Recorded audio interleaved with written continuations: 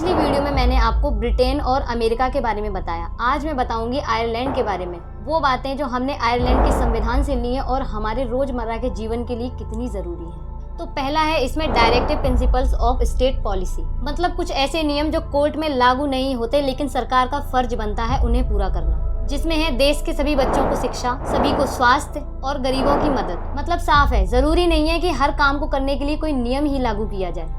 सरकार का फर्ज बनता है कि देश की भलाई के लिए भी कुछ काम करे। दूसरा है इसमें राष्ट्रपति द्वारा राज्यसभा में नामांकन।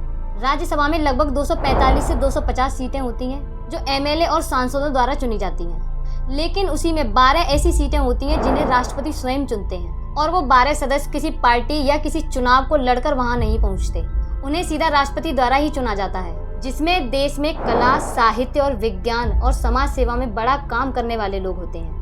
और ऐसा इसलिए किया जाता है ताकि संसद में सिर्फ राजनीति नहीं बल्कि ज्ञान और अनुभव की भी आवाज पहुंचे। तीसरा है इसमें राष्ट्रपति के चुनाव का तरीका, मतलब मेथड ऑफ प्रेसिडेंशियल इलेक्शन। मतलब साफ है, राष्ट्रपति का चुनाव हमारे देश के सांसद और विधायकों द्वारा किया जाता है। चौथा है इसमें appointment of PM by president, मतलब राज्य प्रमुख की सलाह पर प्रधानमंत्री की नियुक्ति। आयरलैंड की तरह भारत में भी यह नीति है कि प्रधानमंत्री की नियुक्ति राष्ट्रपति या राज्य प्रमुख करेंगे, लेकिन असल में वह नियुक्ति संसद में बहुमत के आधार पर होगी। मतलब साफ है कि भारत में राष्ट्रपति प्रधानमंत्री की नियुक्ति करता है, लेकिन वही नेता प्रधानमंत्री बनता है जिसे लोकसभा में बहुमत का समर्थन मिला हो।